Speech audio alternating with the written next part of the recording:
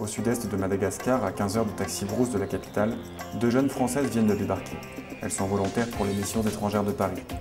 Envoyées avec un statut de volontaire solidarité internationale, elles expliquent ce qui les a motivées à partir à l'autre bout du monde pendant un an. J'ai travaillé pendant 2 ans dans un cabinet d'audit comptable à Paris et j'avais envie de changer de travail et en même temps j'étais partie en mission humanitaire au Cambodge pendant 1 mois et demi et j'avais très envie de renouveler cette expérience pour une durée un peu plus longue.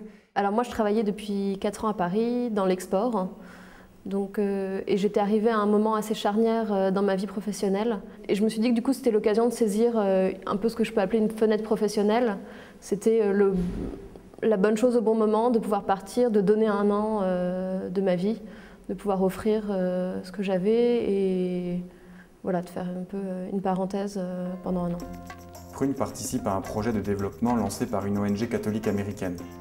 En lien avec le diocèse, le but de ce projet est de répondre aux besoins des populations locales, dans le domaine notamment de la santé et de l'agriculture. Par ailleurs, Prune donne un coup de main à l'économa du diocèse de Malanzar. Tandis qu'elle fait de la comptabilité ou planifie un projet de développement, Maëlle, de son côté, prépare à la fois des cours de français et des émissions radio.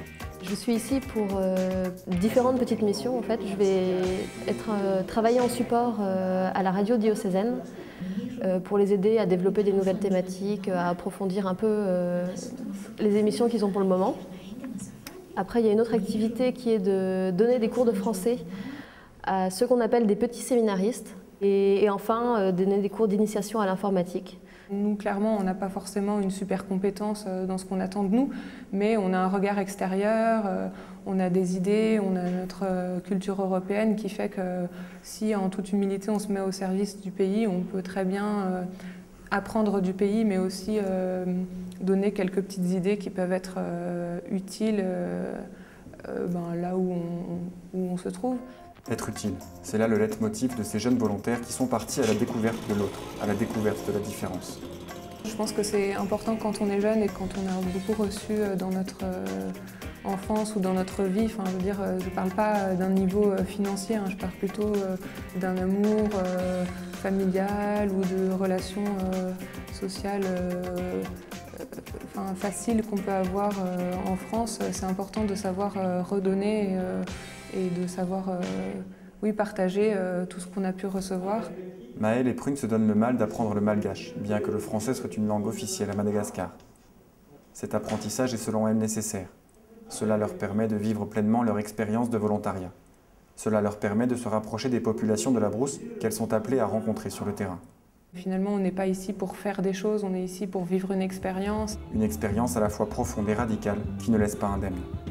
L'objectif d'une année de volontariat, c'est pas de changer du tout au tout. Parce qu'on part pas pour changer, pour se changer soi, mais on part pour apporter plutôt aux autres ce que l'on est. Et maintenant, je pense que fondamentalement, on ressort forcément changé d'une année qui est un peu à part. On a vécu des choses assez fortes dans un pays loin de chez nous, loin de nos habitudes. Voilà, ça fait, je l'espère, grandir. Ou dans sa foi, ou même dans ses habitudes. En s'exilant loin de la France, Prune et Maëlle ont choisi joyeusement le risque, l'imprévu, l'inattendu, la difficulté de l'aventure. Et tout cela pour une seule raison, se donner généreusement.